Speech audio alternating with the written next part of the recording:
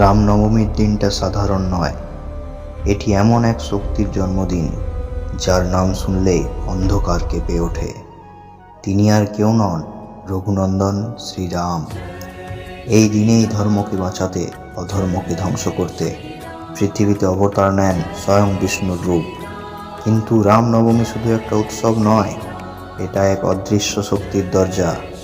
বিশ্বাস করা হয় এই দিনে যদি তুমি অন্তর থেকে একবারও বলো রাম, তোমার জীবনের কষ্ট, ভয়, অশান্তি ধীরে ধীরে শেষ হতে শুরু করবে।